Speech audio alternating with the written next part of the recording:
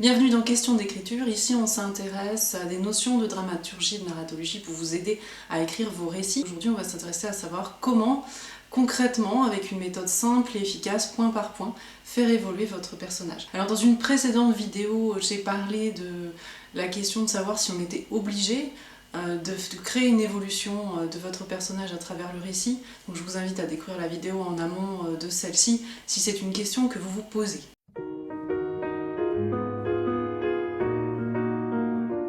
Dans chaque récit, un personnage rencontre des obstacles dus à un objectif principal qu'il s'est fixé et qu'il va rencontrer à la suite d'actions diverses. Il a aussi des motivations, il a des peurs, des craintes, il a un passif, il a peut-être un fantôme, etc. Donc le personnage est un élément extrêmement complexe du récit et c'est une figure centrale puisqu'il incarne en fait finalement votre rapport à ce que vous voulez dire, à votre intention et à votre point de vue. Là aussi, je vous renvoie à une vidéo que j'ai faite à ce sujet qui s'appelle « Comment aller au bout de votre récit ». Quand on parle d'évolution du personnage, on parle souvent d'une évolution psychologique, c'est-à-dire quelque chose de fondamental chez lui qui change à la suite d'événements ou au début d'un récit, lorsqu'il se rend compte finalement que son rapport au monde, sa façon de réagir à quelque chose, à un événement, ne fonctionne pas, ou alors il s'était fixé un objectif, un idéal qu'il est obligé de faire évoluer pour atteindre son objectif. Donc ça, c'est la question de l'évolution, c'est-à-dire la nature de l'évolution de votre personnage. On parle bien d'éléments psychologiques fondateurs. On ne parle pas, par exemple, d'une évolution de carrière ou quelque chose comme ça. On parle d'une évolution fondamentale de votre personnage. Autre point important avant de commencer à parler des étapes en fait, de construction de l'évolution, comment faire pour faire évoluer votre perso, eh bien, je crois qu'il y a un élément important, c'est que votre protagoniste, c'est-à-dire le personnage que l'on suit le plus dans votre récit, et celui qui vit le plus de conflits dans votre récit n'est pas forcément celui qui évolue. Vous pouvez tout à fait choisir un personnage secondaire. Autre point important, si vous souhaitez créer une évolution, vous n'êtes pas obligé de le faire à la fin du récit. C'est-à-dire que votre récit n'est pas forcément l'objet en fait, qui montre l'évolution de votre personnage. Ce n'est pas nécessaire. Vous pouvez le faire au milieu de votre récit, vous pouvez le faire au début, par exemple à la suite de l'incident déclencheur. Donc vous voyez que vous n'êtes pas obligé de faire évoluer votre personnage forcément à la fin. Autre élément fondamental à garder à l'esprit tout au long de votre écriture, et surtout à ce moment où vous vous posez la question de l'évolution de votre personnage, gardez en tête que s'il y a bien quelqu'un qui doit changer à la lecture de votre récit, c'est bien le lecteur ou le futur spectateur dans le cadre d'un scénario. La personne qui doit évoluer ou qui doit réfléchir à une conception du monde, à une pensée, une valeur, une croyance qu'elle a, c'est bien le lecteur ou le futur spectateur. Donc nous avons posé ces quelques points en amont, on va s'intéresser au cœur du sujet de cette vidéo, c'est-à-dire comment construire concrètement l'évolution de votre personnage.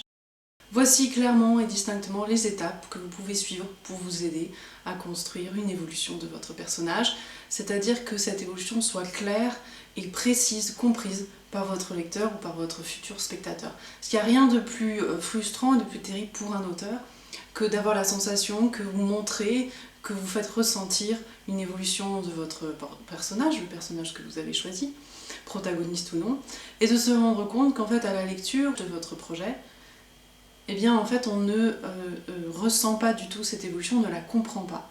Donc voici un petit peu quelques points comme des boussoles et des repères dans votre construction pour vous aider finalement à ce que cette évolution soit claire et clarifiée pour le lecteur. La première chose de base, c'est de noter effectivement le nom de votre personnage, de savoir clairement que vous voulez le faire évoluer. Il faut que vous ayez conscience de ça et que vous sachiez pourquoi vous le faites et que ça sert votre récit. Ça, c'est fondamental. Clarifiez votre pensée, votre intention derrière et ensuite notez précisément en fait le nom, la fonction de ce personnage et vérifiez que c'est bien celui-ci qui va servir votre propos. Et c'est pas une des questions les plus simples d'ailleurs à aborder à ce moment-là de l'écriture. Ensuite, une fois que vous êtes au clair avec ça, vous pouvez penser et écrire une scène où vous allez clarifier par l'illustration d'une situation, la mise en scène d'une situation, le caractère, l'élément en fait de base qui va ensuite évoluer. Si votre personnage est avare, Mettez en scène un moment de votre récit où vous le montrez avare. C'est le premier point de la ligne qui va permettre à votre lecteur ou à votre futur spectateur de saisir que votre personnage est avare. Ça peut être aussi intéressant de montrer l'impact que cela a dans sa vie, donc avec son entourage ou dans son métier, pour saisir l'enjeu de cette caractérisation et de ce trait de caractère finalement. En quoi est-ce que cela a de l'impact sur votre personnage? Ensuite, vous allez décrire ou construire ou penser à une scène conflictuelle, qui va être le point de bascule où votre personnage à la suite de ça va évoluer. Ne pensez pas d'abord à l'évolution, mais pensez d'abord à la construction de cette scène conflictuelle. Alors une scène conflictuelle, c'est quoi? C'est une scène où votre personnage a un objectif, a une direction claire, et il se retrouve avec un obstacle, quelque chose qui l'empêche. Et vous voyez bien que là, l'intérêt en fait, de bien saisir le trait de caractère qui doit évoluer, c'est qu'en fait l'obstacle, il n'est pas externe au personnage, ce n'est pas gravir une montagne, ce n'est pas affronter quelqu'un. L'obstacle est interne à votre personnage. Ce trait de caractère qui lui est propre l'empêche d'atteindre son objectif ou une étape qui lui permettra d'atteindre son objectif. Donc là, le conflit, finalement, il est propre et interne au personnage. Et vous saisissez bien que si on n'a pas compris le trait de caractère qui doit évoluer, on ne peut pas comprendre qu'en fait, le conflit, l'évolution, là, la scène conflictuelle que vous allez construire, eh bien, naît de ce trait de caractère d'origine. Donc c'est fondamental de penser à une scène conflictuelle qui vient le mettre en contradiction avec lui-même et qui va être le terreau, finalement, d'une évolution à venir. Alors le risque à cet endroit-là, c'est de vous dire, bah oui mais Maureen, il y a plusieurs moments. Il en faut un certain nombre, j'allais dire de timbres collés sur la figure de votre personnage, pour qu'il comprenne que ce trait, il doit le faire évoluer. Moi, c'est pas vraiment ce que je vous demande. Moi, ce que je veux que vous me décriviez, c'est le conflit interne fort qui va produire cette évolution. Vous voyez? Alors après, vous allez illustrer dans 1, 2, 3, 4 situations, et c'est ce qui fait aussi peut-être la structure de votre récit. Ça dépend comment vous décidez de construire, c'est-à-dire est-ce que votre évolution vient brutalement à la suite de l'incident déclencheur, est-ce que c'est au milieu de votre récit ou à la fin, hein, vous voyez, en termes de trajectoire, comment vous voulez le faire, ça c'est votre choix. Moi, ce que je veux que vous décriviez, c'est vraiment la scène conflictuelle, c'est-à-dire ce moment où intérieurement, il y a un conflit fort pour votre personnage et qu'il va y avoir nécessité pour lui de changer s'il veut atteindre son objectif. Je prends le temps de préciser à nouveau que l'évolution n'est pas forcément positive. Votre personnage, à la suite d'événements ou de conflits, peut évoluer de manière négative. Et là, on parle de jugement de valeur, de moralité, etc. Donc l'évolution n'est pas forcément dans le bon sens du terme, elle peut aussi aller dans un sens négatif. Le personnage peut devenir quelqu'un de plus mauvais qu'il ne l'était au départ. L'étape suivante, c'est de noter le point de bascule, c'est-à-dire ce moment où le lecteur, ou le futur spectateur, va comprendre que le personnage évolue, c'est-à-dire qu'il change. C'est-à-dire que d'avare, il va passer à quelqu'un de plutôt équilibré dans son rapport à l'argent, vous voyez. Donc ça, c'est le point de bascule, c'est le moment charnière où c'est pas vous qui comprenez quelque chose, c'est bien le lecteur ou le futur spectateur qui comprend que ce trait de caractère a évolué. J'insiste sur la nécessité que cette évolution arrive de manière assez claire. C'est-à-dire sans trop le distiller dans le récit. Parce que sinon, la chose va être trop subtile, trop lissée, trop noyée dans le reste du récit. Et le lecteur ou le futur spectateur ne va pas forcément saisir cette évolution si c'est trop subtil. Dans une première écriture, partez sur quelque chose d'un petit peu, d'une bascule. Voilà, c'est vraiment le terme. C'est la bascule dans votre récit, c'est-à-dire comment ce personnage-là évolue, passe de avare à quelqu'un qui a un rapport plutôt équilibré à son argent. L'étape suivante, c'est de bien comprendre que à la suite de cette évolution interne, eh bien, il peut atteindre son objectif ou une part de son objectif grâce à cette évolution. C'est un moment en fait de votre récit qui est très plaisant pour les lecteurs parce que c'est gratifiant. Finalement, il a saisi l'évolution, il sait pourquoi il était là et il a suivi votre récit du début à la fin. Alors là, vous voyez qu'on a décortiqué finalement les grandes étapes À vous ensuite de venir préciser, affiner, etc. Encore une fois, tout dépend de votre choix et de la place que prendra cette évolution dans votre récit.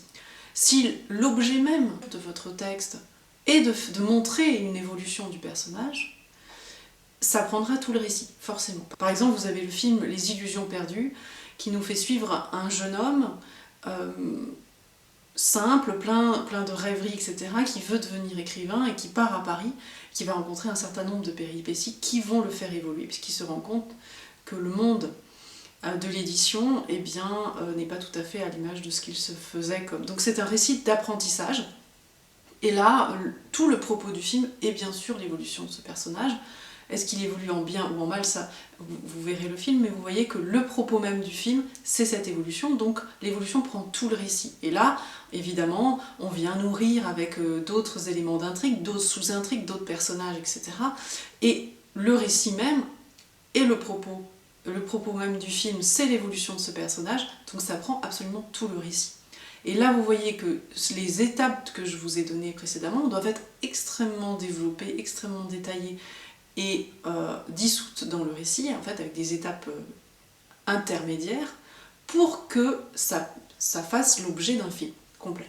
En revanche, si vous décidez de faire une évolution brutale qui advienne par exemple à un moment de votre récit, mais que ça ne soit pas l'objet, on va dire, entier de votre récit, là vous allez voir que les étapes que je vous ai données doivent prendre beaucoup moins de temps, et donc doivent être très efficaces, très claires, tout en étant montré. Par exemple, si vous décidez de faire évoluer votre personnage à la suite de l'incident déclencheur, donc c'est ce nœud dramatique au début du récit qui va faire que le personnage, ici le protagoniste, va se mettre en quête de quelque chose, donc il va rentrer en action et il va rencontrer des obstacles, etc.